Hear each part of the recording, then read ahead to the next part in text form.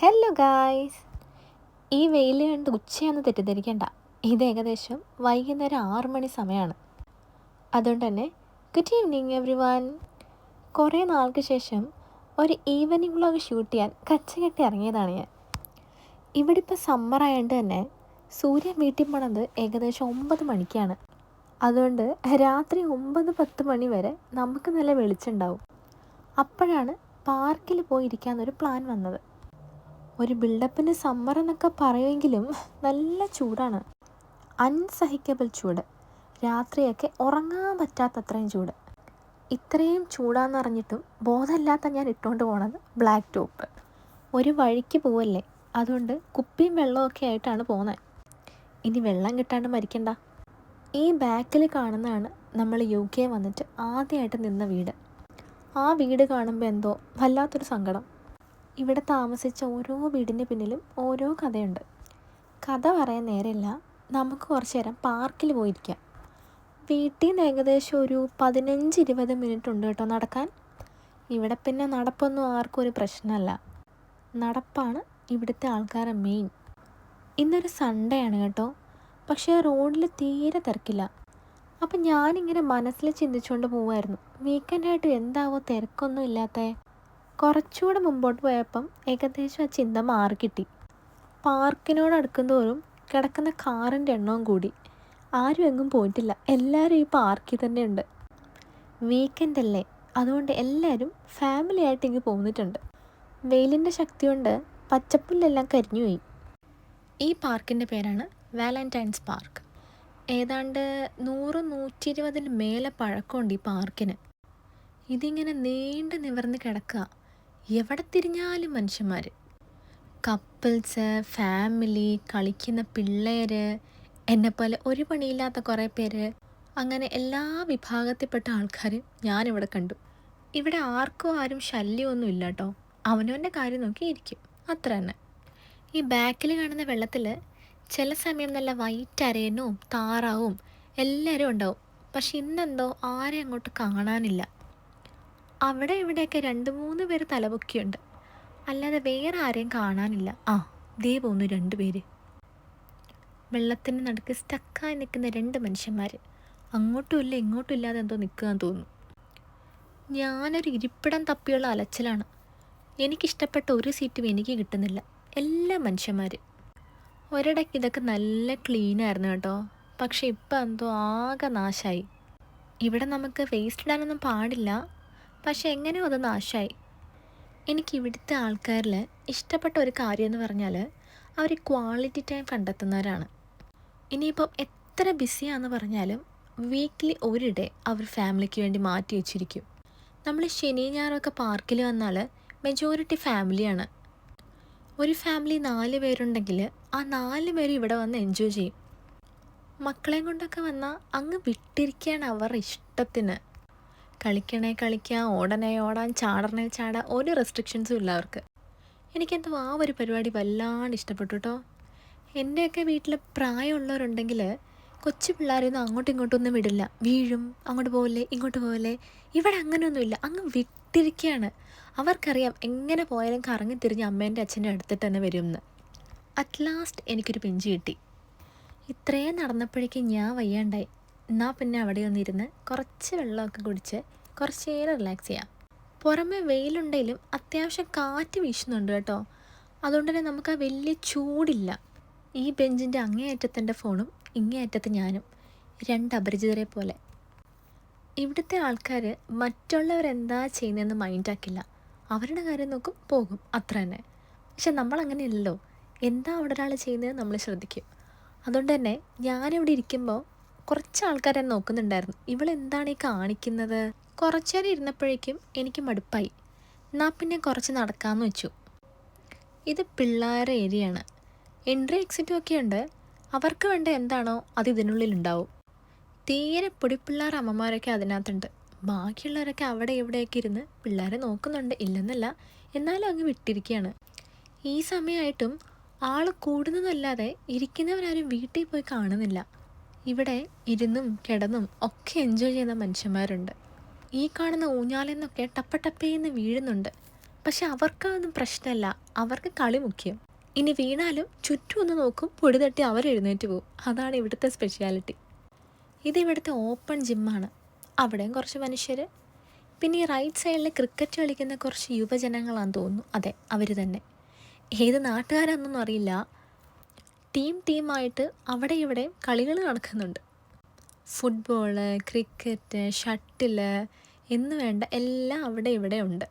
വെറുതെ ഇവിടെ നിന്ന് പന്തിനേറി കൊള്ളാതെ ഞാനെന്നാൽ നൈസായിട്ട് വീട്ടിൽ പോകാൻ നോക്കട്ടെ. നേരെ ഇരുട്ടാത്തതുകൊണ്ട് തന്നെ സമയം പോണത് നമ്മളറിയില്ല. ഇവിടെ ഇരുന്നപ്പോഴാണ് രാത്രിയിലേക്ക് ഫുഡ് ഉണ്ടാക്കണമല്ലോ എന്ന് ഞാൻ ഓർത്തത്. പോകുന്ന വഴി കണ്ടതാണ് കേട്ടോ. നല്ല ഭംഗിയില്ലേ? ഇതിൻ്റെ പേരൊന്നും എനിക്കറിയില്ല. പേരുണ്ടോയെന്നോ കാട്ടുചെടിയാണോന്നോ ഒന്നും എനിക്കറിയില്ല. പക്ഷെ കണ്ടപ്പോൾ എന്തോ ഭംഗി തോന്നി, വെറുതെ ഒരു വീഡിയോ എടുത്ത് വെച്ചു. അങ്ങനെ പൂവിനോടും പാർക്കിനോടും ഒക്കെ ബായ് പറഞ്ഞ് ഞാനും നൈസായിട്ട് പുറത്തേക്ക് ഇറങ്ങാണ്. ഈ ഇടത്ത് കാണുന്ന ഒരു സ്റ്റാൻഡാണ് കേട്ടോ. മനുഷ്യന്മാരൊരു കാര്യം, അവർ വീട്ടിൽ നിന്ന് ഫുൾ പ്ലാൻഡായിട്ടാണ് വരുന്നത്. എല്ലാം ഡിസ്മാൻഡിൽ ചെയ്യാൻ പറ്റുന്നല്ലേ. അതുകൊണ്ട് വീട്ടിൽ നിന്ന് എല്ലാം കൊണ്ടുവന്ന് ഇവിടെ സെറ്റാക്കി. ഇവിടെ ഒരു വൈബാണ്. ഈ ഒരു സമയത്താണ് ഞാൻ രാത്രി എന്തുണ്ടാക്കണമെന്ന് ആലോചിക്കുന്നത്. അങ്ങനെ ആലോചിച്ചപ്പോൾ ഞാൻ പ്ലാൻ ചെയ്യുന്ന സാധനങ്ങളൊന്നും വീട്ടിലില്ല. ഇവിടെ ഞായറാഴ്ചകളിൽ 5 മണി വരെയാണ് കടകളുള്ളത്. ഏതാണ്ട് 1-2 കട, അത് മാത്രമായിരിക്കും എക്സ്റ്റെൻഡ് ചെയ്യുക. നോർമലി ഈ സെയിൻസ്ബറി സൂപ്പർ മാർക്കറ്റ് സൺഡേ ഓപ്പണാണ്. എൻ്റെ നല്ല സമയം ഞാൻ ഓടിപ്പാഞ്ഞിവിടെ എത്തിയപ്പോൾ ഇന്ന് കടയെന്തോ നേരത്തെ അടച്ചു. ഞാൻ മാത്രമല്ല കേട്ടോ, 2-3 പേർക്ക് ഇതേ അനുഭവമുണ്ട്. വേറെ 2 പയ്യന്മാരും നേരെ വന്ന് നോക്കിയിട്ട് പോന്നു. അപ്പം ഞാൻ മാത്രമല്ല ചമ്മിയത്. എന്തായാലും കടയില്ല, വേറെ കട നോക്കാം. തുറന്നു വെച്ചേക്കുന്ന എല്ലാ കടയിലും കയറുന്നുണ്ട്. പക്ഷേ എനിക്ക് വേണ്ട സാധനം ഇവിടെ ഇല്ലയെന്ന് വ്യക്തമായി അറിയാം. വെറുതെ കയറാം. ഇവിടെ ഇപ്പം കിട്ടാത്ത സാധനങ്ങളില്ല കേട്ടോ. എല്ലാ സാധനങ്ങളും അവൈലബിളാണ്. എന്നാൽ വലിയ പ്രൈസ് ഉണ്ടാവില്ല. അങ്ങനത്തെ ഷോപ്പും ഉണ്ട്, ക്വാളിറ്റി ഉള്ള സാധനം കിട്ടുന്ന ഷോപ്പും ഉണ്ട്. ഇതേതേ പോലീസുകാരൻ. അവസാനം ഞാൻ നമ്മുടെ പഴയ ടെസ്കോ ലക്ഷ്യമാക്കി നടന്നു കേട്ടോ. ഗൂഗിളിൽ നോക്കിയപ്പോൾ ടെസ്കോ ഓപ്പണാണ് രാത്രി 11 വരെ. ആദ്യമേ അത് ചെയ്താൽ മതിയായിരുന്നു. പിന്നൊന്നും നോക്കിയില്ല. അവിടെ നേരെ നടന്നലച്ച് ഇവിടെ എത്തി. നേരത്തെ തുറന്നു വെച്ചൊരു കട കാണാൻ കയറിയതാ. അവിടെ നിന്നും വാങ്ങി എന്തൊക്കെയോ. ആക്ച്വലി എൻ്റെ കയ്യിലുള്ള എഗ്സ് എല്ലാം കഴിഞ്ഞു. സോ ഞാൻ മുട്ട വാങ്ങാൻ വേണ്ടിയാണ് ഇറങ്ങിയത്. പൊതുവേ ടെസ്കോയിൽ എഗ്സ് കുറച്ച് എക്സ്പെൻസീവാണ്. പക്ഷെ വേറെ എന്ത് ചെയ്യാൻ പറ്റും, വാങ്ങലേ നിവർത്തിയുള്ളൂ. മനസ്സില്ലാ മനസ്സോടെ ആണെങ്കിലും അവസാനം ഞാൻ ആ തീരുമാനം എടുത്തു. 6 എണ്ണം 2 pounds. ഈ പ്രൈസിന് നമുക്കൊരു 15 എഗ്സ് കിട്ടും മറ്റേ സൂപ്പർ മാർക്കറ്റിൽ. പക്ഷേ എൻ്റെ നല്ല സമയം എന്ന് പറയട്ടെ, അതില്ലാതാനും. മനസ്സില്ലാ മനസ്സോടെയാണ് ഞാൻ അത് വാങ്ങിച്ചു കേട്ടോ. ഇനിയിപ്പോൾ സമയം കളയണ്ട, നേരെ വീട്ടിൽ പോവാം. ഈ പോകുന്ന വഴി മൊത്തം ഞാൻ എഗ്സിനെ പറ്റി ആലോചിച്ചുകൊണ്ടിരിക്കുകയാണ്. ഇന്നലെ പോയി വാങ്ങിയാൽ മതിയായിരുന്നല്ലോ എന്ന്. പക്ഷെ പറഞ്ഞിട്ട് കാര്യമില്ല. വാങ്ങാനുള്ളത് വാങ്ങി, കഴിയാനുള്ളത് കഴിഞ്ഞു. നല്ല സൺലൈറ്റ് അടിക്കുന്നുണ്ട് കേട്ടോ. സൂര്യൻ വീട്ടിൽ പോകാൻ തോന്നുന്നു. അവസാനം നമ്മൾ വീട്ടിലെത്തി. ഇനി ഇത്രയും പടി കയറിയാലാണ് ഒന്ന് മുകളിൽ ചെല്ലാൻ പറ്റുക. ഇത്രയും നടന്നെങ്കിലും എനിക്കിന്ന് വലിയ ക്ഷീണം തോന്നുന്നില്ല. റൂമിലെത്തി സാധനങ്ങളെല്ലാം എടുത്ത് വെച്ചിട്ട് കുറച്ച് നേരം അവിടെ ഇരുന്നു. എന്തായാലും ഇനി കിച്ചണിൽ പോയി നിൽക്കാനുള്ളതല്ലേ, കുറച്ച് റെസ്റ്റ് എടുക്കാം, എന്നിട്ട് നമുക്ക് പോവാം. ഓടിപ്പോയി മേലെ കഴുകിയിട്ട് ഞാൻ താഴോട്ട് നിന്നു. ഇതാണ് കേട്ടോ നമ്മുടെ ലിവിങ് റൂം. എന്തോ ഇപ്പം ആരും ഇവിടെ ഇല്ല. ഞാൻ നോക്കിയപ്പോൾ കിച്ചണും ഫ്രീ ആണ്. എന്നാൽ പിന്നെ വേഗം പണി തീർത്ത് നമുക്ക് പോയി കിടന്നുറങ്ങാം. ഇത്രയും ചിരിച്ച് കളിച്ച് പുട്ടാണ് കേട്ടോ ഉണ്ടാക്കാൻ പോകുന്നത്. അതിൻ്റെ സന്തോഷമാണ് മുഖത്ത് കാണുന്നത്. പുട്ടാകുമ്പം വലിയ പണിയില്ലല്ലോ. ആകെ പണിയുള്ളത് മുട്ടക്കറി വെക്കണം, അത്ര തന്നെ. കഷ്ടപ്പെട്ട് അലഞ്ഞ് വാങ്ങിച്ചുകൊണ്ട് വന്ന മുട്ട 6 എണ്ണം.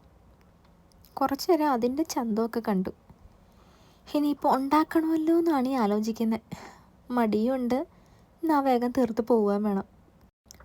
ഒരു 50-50 മനസ്സിലാണ് കേട്ടോ ഞാൻ കുക്ക് ചെയ്യാൻ വന്നത്. അതുകൊണ്ട് തന്നെ വലിയ ഉഷാറൊന്നുമില്ല. ഒരു സ്റ്റാർട്ട് കിട്ടാത്തതുകൊണ്ട് വേണ്ട സാധനം അവിടുന്ന് ഇവിടുന്നൊക്കെ പിറക്കി വയ്ക്കുകയാണ്.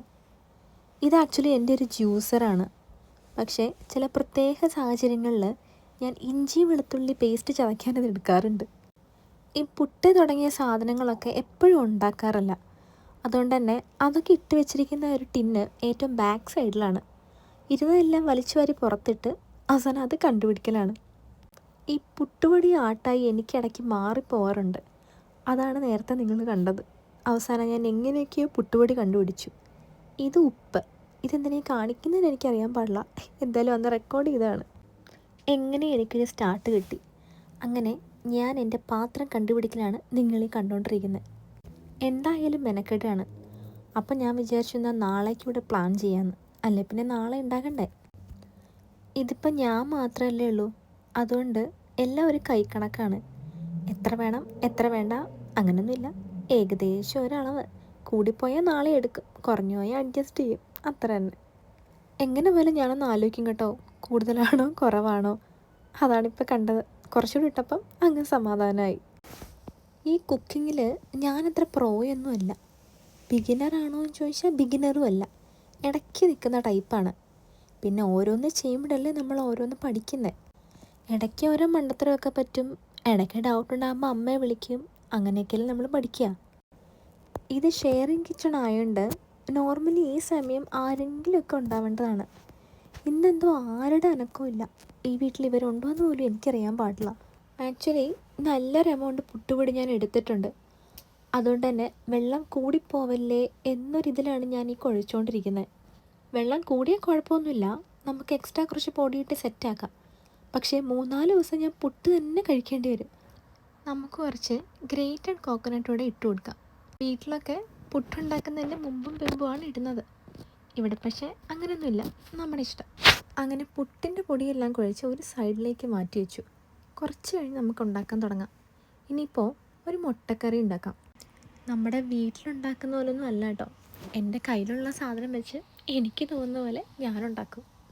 അതാണെങ്കിൽ ഒരു അഹങ്കാരം പിടിച്ച സവാള. തൊലി ഉരിച്ചിട്ടും വരണ്ടേ. എനിക്ക് ഈ കറികളിൽ സവാളയൊക്കെ ഇങ്ങനെ നീളത്തിൽ കിടക്കുന്നത് എന്തോ ഇഷ്ടമല്ല. ഞാൻ മാക്സിമം അത് ചെറുതാക്കി അരിഞ്ഞിട്ടാണ് ഇടാറുള്ളത്. പക്ഷെ ഞാനിങ്ങനെ പറഞ്ഞു കേട്ടിട്ടുണ്ട്, ഈ അരിയലിൽ തന്നെ ഒരു കാര്യമുണ്ട്. അത് ചിലപ്പോൾ കറിയുടെ ടേസ്റ്റ് വരെ മാറാം. വലുതായിട്ട് അരിയുന്നതും ചെറുതായിട്ട് അരിയുന്നതും അതിനൊക്കെ ഓരോ സ്റ്റൈലുണ്ടെന്ന് ആരോ പറഞ്ഞ് ഞാൻ കേട്ടിട്ടുണ്ട്. എഗ് കറി ഉണ്ടാക്കുമ്പം അമ്മ വീട്ടിൽ പച്ചമുളക് ഇട്ട് ഞാൻ കണ്ടിട്ടുണ്ട്. ഒട്ടുമിക്ക ആളുകളും ഇടും എന്നാണ് എൻ്റെ ഒരു വിശ്വാസം. പക്ഷേ ഇന്നെന്തോ എനിക്കിവിടെ പച്ചമുളകില്ല. അതുകൊണ്ട് അത് നമുക്ക് സ്കിപ്പ് ചെയ്യാം. എങ്ങനെയൊക്കെയോ കണ്ടന്തുണ്ടവായി ഞാൻ ആ സവാളെല്ലാം ഒരു സൈഡിൽ സെറ്റാക്കി. ഇനി നമുക്ക് കുറച്ച് ഇഞ്ചി വെളുത്തുള്ളി അരയ്ക്കാം. ഈ വെളുത്തുള്ളി ഞാൻ ഫ്രീ ആയിരുന്ന സമയത്ത് ഒരുക്കി വെച്ചാണ് കേട്ടോ. എല്ലാം വാരി ഇതിലിട്ടിട്ട് പ്രസ് ചെയ്തപ്പോഴാണ് അറിയുന്നത് ചാർജില്ല. എവിടെ പരിപാടി അവതരിപ്പിച്ചാലും എന്തെങ്കിലും കിട്ടും. ചാർജർ ഉള്ളതുകൊണ്ട് അവിടെ തന്നെ കുത്തിയിട്ടു. ഒരു 5 മിനിറ്റ് ആ സമയത്തുള്ളിൽ അത് ചാർജ് ആവും. ഇപ്പം കവറിൽ നിന്ന് എടുത്തത് കറിവേപ്പിലയാണ് കേട്ടോ. എങ്ങനെയാണെന്നൊന്നും അറിയില്ല. പക്ഷെ നമ്മുടെ നാട്ടിലുള്ള ആ കറി ലീവ്സിൻ്റെ സ്മെല്ലില്ലേ, അത് തന്നെയാണ് നമുക്ക് പാക്കറ്റ് പൊട്ടിക്കുമ്പോൾ അറിയാൻ പറ്റുക. എങ്ങനെയാണ് ഇത്രയും ഫ്രഷായിട്ട് സാധനം ഇരിക്കുന്നത്, ദൈവത്തിനറിയാം. അങ്ങനെ അത് തിരിച്ച് ഫ്രിഡ്ജിൽ വെക്കാൻ പോയപ്പോഴാണ് തക്കാളിയുടെ കാര്യം ഓർത്ത്. പിന്നെ തക്കാളി എടുത്തുകൊണ്ട് വന്നു. ഏകദേശം നല്ല ലേറ്റായിട്ടോ. അതുകൊണ്ട് തന്നെ മെല്ലെ നമുക്ക് കുക്കിംഗ് സ്റ്റാർട്ട് ചെയ്യാം. ഈ സവാള ഒന്ന് സെറ്റ് ആകുമ്പോഴേക്കും നമ്മുടെ മെഷീൻ ചാർജ് ആവും. അപ്പോൾ നമുക്ക് പേസ്റ്റ് അരയ്ക്കാം. സവാള കുറച്ച് നേരം അടച്ച് വെക്കാം, എന്നിട്ട് നമുക്ക് തുറക്കാം. ഓക്കെ.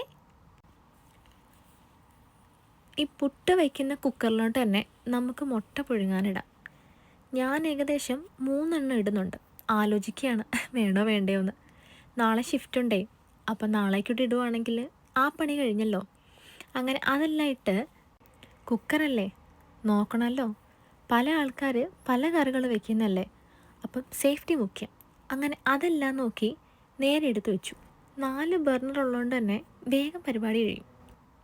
അങ്ങനെ അതെല്ലാം സെറ്റാക്കിയിട്ട് നമുക്കിനി അടുത്തത് പുട്ടിൻ്റെ പരിപാടിയിലോട്ട് പോകാം. വീട്ടിലത്തെ പോലെ മറ്റേ നീളം കുഴലല്ല, ഈ സാധനമാണ് എൻ്റെ കയ്യിലുള്ളത്. എന്തെടുത്താലും ആദ്യം വാഷ് ചെയ്യണം എന്നല്ലേ. അതുകൊണ്ട് ആ പരിപാടിയെല്ലാം കഴിഞ്ഞ് നേരെ നമുക്കിനി പുട്ടുണ്ടാക്കാം. പുട്ടുപൊടി എടുക്കാൻ പോയപ്പോഴാണ് പുറത്തിരുന്ന കത്തി കണ്ടത്. എന്നാൽ പിന്നെ അത് തിരിച്ചുകൊണ്ട് വെക്കാം. അത് വെക്കാൻ പോയപ്പോഴോ വെള്ളം കുപ്പി. എന്നാൽ പിന്നെ ചൂടല്ലേ, കുറച്ച് വെള്ളം കൂടെ കുടിച്ചേക്കാം. ബി ഹൈഡ്രേറ്റഡ് എന്നാണല്ലോ, അതുകൊണ്ട് വെള്ളം കൂടി മുടക്കണ്ട. പുട്ടുപൊടി നേരത്തെ കുഴച്ച് വെച്ചതാണെങ്കിലും എന്തോ അത് ഡ്രൈ ആയി. എന്നാൽ പിന്നെ ഒരു ഇച്ചിരി കൂടെ വെള്ളം ഒഴിച്ച് നമുക്കൊന്നുകൂടെ അത് സെറ്റാക്കി എടുക്കാം.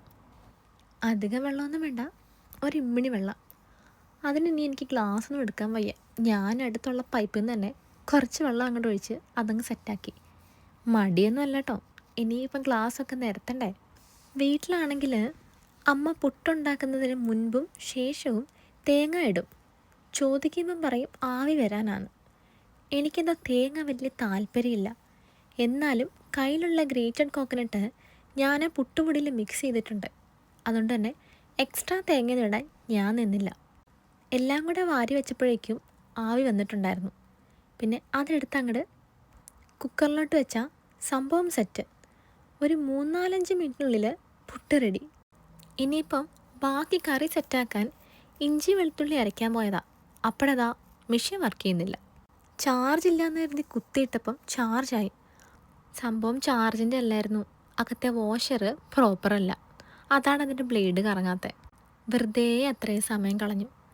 പിന്നെ അതെല്ലാം സെറ്റാക്കി ഹാൻഡിൽ വിത്ത് കെയർ എന്നല്ലേ, എത്ര നോക്കിയിട്ടും അടയ്ക്കാൻ വയ്യ. എന്താ നോക്കിയപ്പോൾ ഇരുന്ന വാഷർ അതിനുള്ളിൽ പോയി. എവിടെ പരിപാടി അവതരിപ്പിച്ചാലും ഇങ്ങനെ തന്നെയാണ്. വേഗം പണി തീർത്ത് പോകുന്നെന്ന് എനിക്ക് ഇരട്ടി പണിയാണ് കിട്ടിക്കൊണ്ടിരിക്കുന്നത്. ആവശ്യം നമ്മുടേതല്ലേ, ചെയ്യാതിരിക്കാൻ പറ്റുമോ? പിന്നൊന്നും നോക്കിയില്ല. ആവശ്യം നമ്മുടേതല്ലേ, ക്ഷമയുണ്ടെങ്കിലേ ഏതൊരു കറിയും നന്നാവും. അതുകൊണ്ട് സാവധാനം അതെല്ലാം തിരിച്ചിട്ട് ഒന്നും കൂടെ ഒന്ന് ശ്രമിച്ചു. യെസ്, ഇത്തവണ അത് സക്സസ് ആയി. ഇത്രയേ ഉള്ളൂ പരിപാടി. ഒരു മിനിറ്റ് പോലും വേണ്ട അത് ചതയ്ക്കാൻ. അതിനാണ് ഇത്രയും സമയം പോയത്.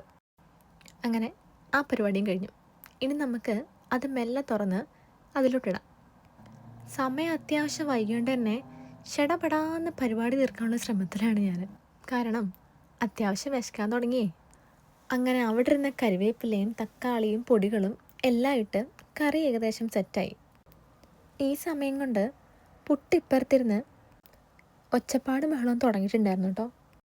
അങ്ങനെ സക്സസ്ഫുള്ളി നമുക്ക് പുട്ടെടുത്ത് പാത്രത്തിലോട്ട് മാറ്റാം. അത്യാവശ്യം മണ്ടത്തറ എന്ന് പറ്റിയോണ്ട് തന്നെ എനിക്ക് പേടിയുണ്ടായിരുന്നു, ഇനി എന്തേലും പറ്റുമെന്ന്. ഇല്ല, സക്സസ്ഫുള്ളി നമുക്ക് പുട്ട് കിട്ടി. അങ്ങനെ ഷടവടയെന്ന് ഒരു 2 കുറ്റി പുട്ടും കൂടെ ഞാൻ ഉണ്ടാക്കി. ഇതെല്ലാം ഇന്നത്തേക്കല്ല, നാളേക്കും കൂടെയാണ്. ഇനി കുറച്ച് നേരം വെമ്മാരൊന്ന് തണുത്ത വെള്ളത്തിലിടാം. അങ്ങനെ കറി ഡൺ, പുട്ടും ഡൺ. ഇനിയാണ് ക്ലൈമാക്സ്. എങ്ങനെ ഉണ്ടോയെന്ന് നോക്കണ്ടേ? എന്തോ വലിയ കുഴപ്പമില്ലാണ്ട് സംഭവം സെറ്റായിട്ടുണ്ട്. അതോ ഇനി വിശന്നിരിക്കുന്നതുകൊണ്ടാണോ എന്നും അറിയാൻ പാടില്ല. എന്താണെങ്കിലും കൊള്ളാം. ഇതിനിടയിൽ ഞാൻ നാളേക്കുള്ള ടിഫിൻ ബോക്സ് സെറ്റാക്കി. അതിൻ്റെ ക്ലിപ്പ് എന്തോ എടുക്കാൻ മറന്നു. അപ്പോൾ ഇന്നത്തേക്ക് ഇത്രയേ ഉള്ളൂ. ബൈ.